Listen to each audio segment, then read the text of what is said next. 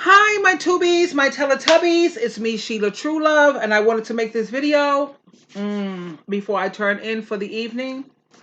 And this video is definitely not to disrespect anybody's religious beliefs or try to speak harshly or try to stress out my children. By no means, of course not.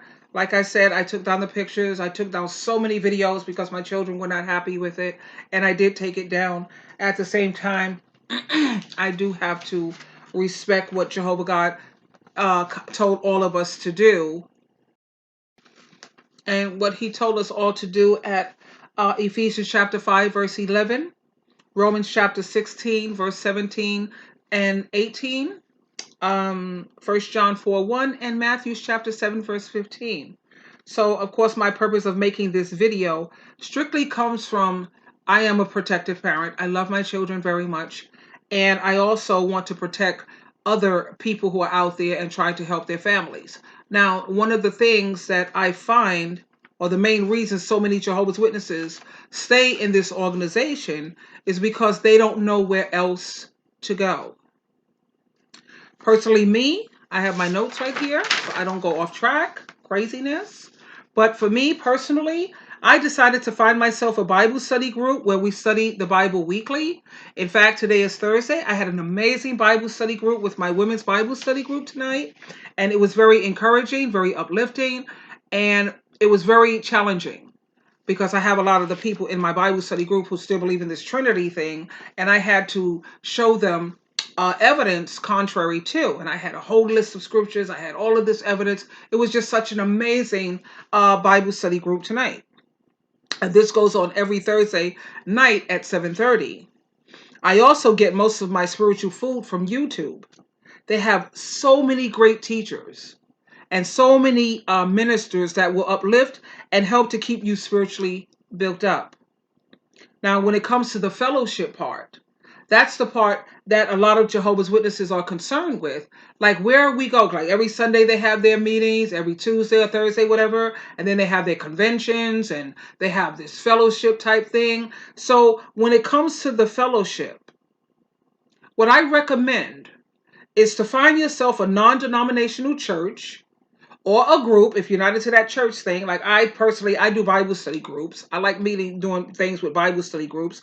And the group that I'm with, it's not even in a church. It's like in a building that's not even a church. But anyway, they have like dinners, and afterwards we have like potluck, and we go to each other's houses. We'll go out to dinner places.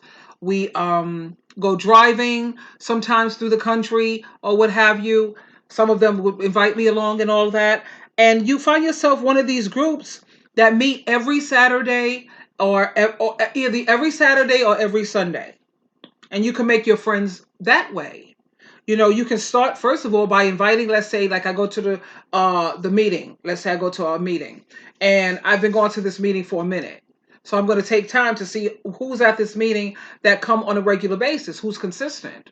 And then as I see how consistent they are, you can invite two people at a time to come over to your home for dinner. How about that? Or you can even invite people out for lunch or coffee or what have you after the meeting.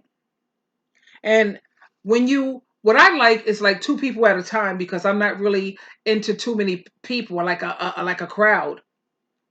I personally prefer to deal with like three people, like me and two other people, because that way you can make everyone feel included and no one feels excluded, and you can focus, give them your undivided attention, and it just makes it easier.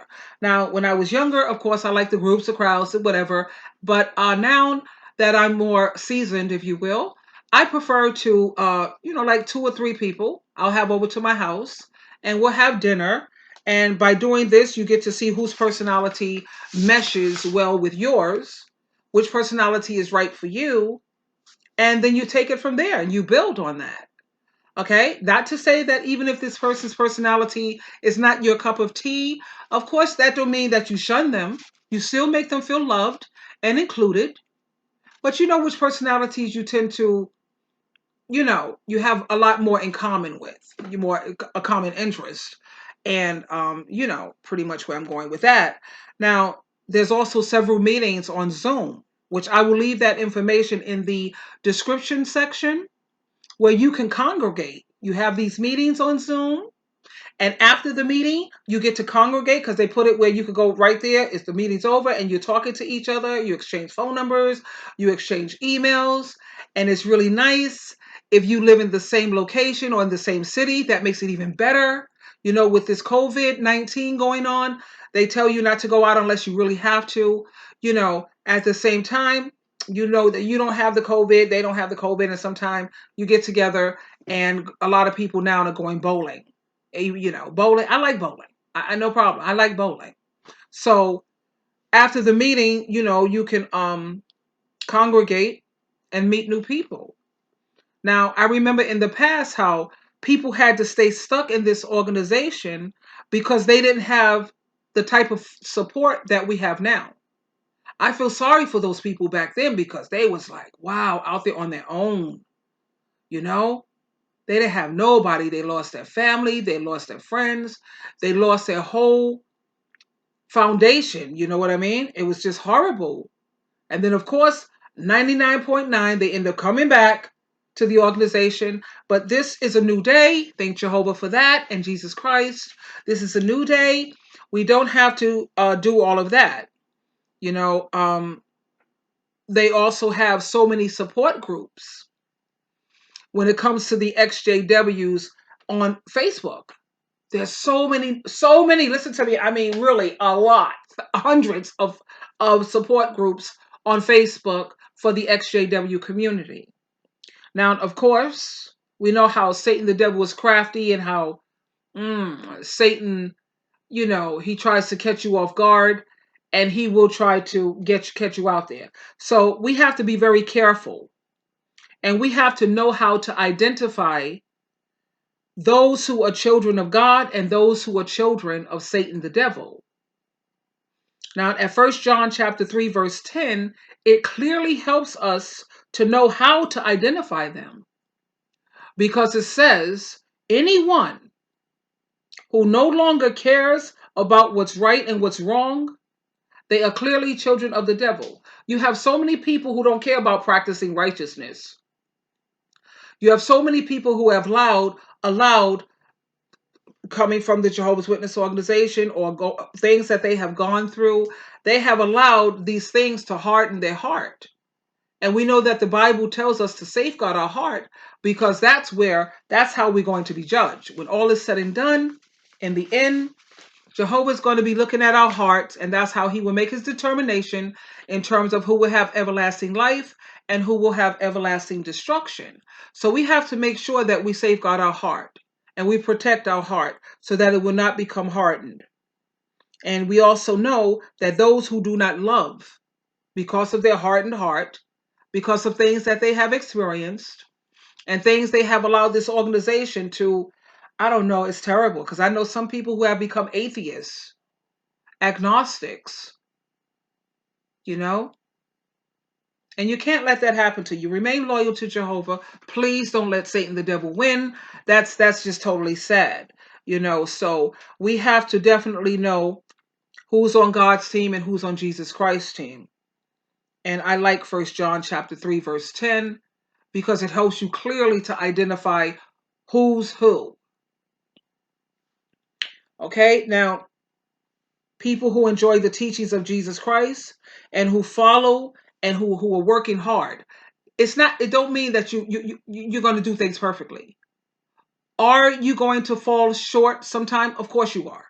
Because if you don't, then that means you're perfect. And none of us are perfect. But, you know, enjoying the teachings of Jesus Christ and associating with people who are on God and Jesus' team, which I keep telling my son, I keep my daughter, you know, please, please, please, you know, if people are not on God's team and Jesus Christ's team, no. All the people that I deal with, you hear me, Tubies? I only deal with God-fearing people, people who have respect for Jesus' teachings. In fact, all of the people that I deal with. I can't think of one person. My best friend, who I've had since I was high school, both of my best friends, Teresa, she's a deacon of her church. My girlfriend, Samara, the one I named my daughter after, she's very spiritual. All we do is talk about the Bible mostly. It's like 75, 80% of our conversation is spiritual. And then I think about the women in my Bible study group and women in the um, people that I deal with that goes to the Christian meeting in the building that I go to. All of the people that I deal with are Christian. Anytime I can't talk to you about the Bible or you're not interested in about spiritual things, no, you won't have access to Sheila True Love. Because anytime I'm starting to feel depressed or spiritually weak, I need people around me who's going to build me up spiritually. Not fanatics, because I can't deal with no fanatic. I don't do this. No, I can't be so bothered. At the same time, I only deal with people who are on Jehovah, Yahweh, and Jesus Christ team. And this is what I'm hoping that my son will keep in mind. Always keep that in mind. That the best fellowship you can find are people who are on God and Jesus Christ team. So, upon that note, I am going to, like I said, post in the description area the different Zoom meetings that you can attend. And yeah, until next time, and please, because like I know that's one of the Jehovah's Witnesses main. So if I leave here, so where else do I go? That's like their main concern. I know that because that's what I was thinking. That kind of concern actually was in my mind. You leave here. I remember Sunday I had somewhere to go, Tuesday or better yet Thursday I had somewhere to go, and then they had the conventions. Honey, I went to one of the most amazing conventions. It was Joyce Myers. It was a 3-day convention, and I was at all 3 days. And I loved it. I met some people. I met at least 3 or 4 good people. We even speak on the phone now through a video chat or Zoom. That was a while though. And I still have those people in my life.